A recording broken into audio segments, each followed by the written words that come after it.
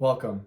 My name is Joey Wagner, and today I will demonstrate one approach to solving Rubik's Cube. I will start by explaining the notation commonly used in algorithms.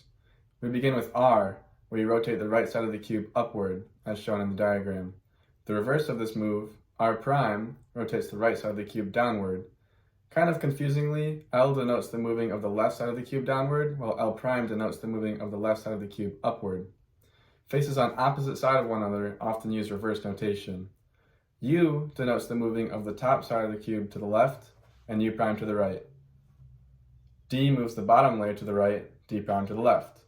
F moves the front layer clockwise, while F prime counterclockwise. And finally, B moves the back layer counterclockwise, while B moves clockwise. Occasionally, these algorithms will use a 2 to denote a move happening twice, or lowercase letters to denote a move being applied to two layers at once. We will be using a scramble algorithm during this demonstration, as shown below the diagram, and algorithms like these are commonplace when solving Rubik's Cube. After having scrambled the cube using the reference scramble algorithm, I can now begin to solve. We start with creating the entire white side of the cube, keeping in mind that we want the entire first layer to match. We will start with creating a white cross and then move on to the corners. This step uses no set algorithms, but rather just simple cube manipulation that you pick up after messing around with the cube for a while.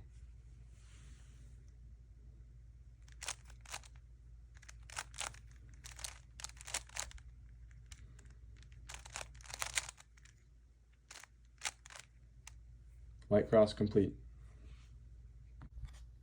Now we move on to solving the corners.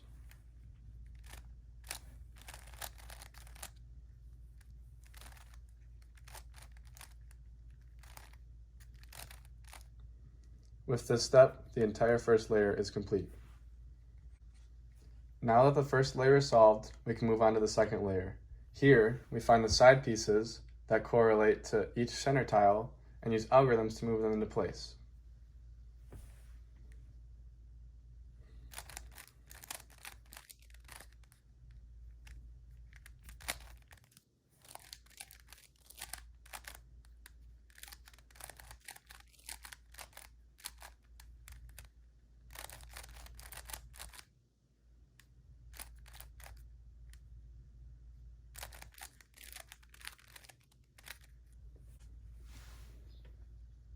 As we begin to approach a solved cube, the algorithms get a bit trickier. Our next objective is to solve the top of this last yellow layer, except this time we have to be very mindful of the parts of the cube that we've already solved.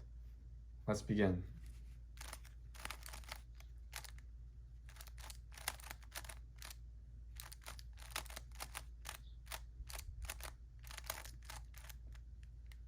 Now, the final yellow layer is solved, and we still have a completed first two layers.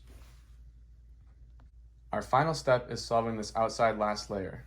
This part is the most difficult, as we have to be able to manipulate the cube while also not disturbing the parts that we have already solved.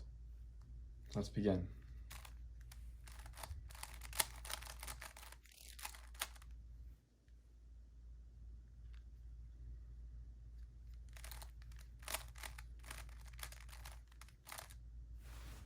Here's the final solved cube. I would like to take this time to mention that there are faster algorithms and better approaches to solving the cube, but the method I show you today is probably one of the more beginner-friendly ones, as there are simply not as many algorithms that you have to memorize. Thank you for your time.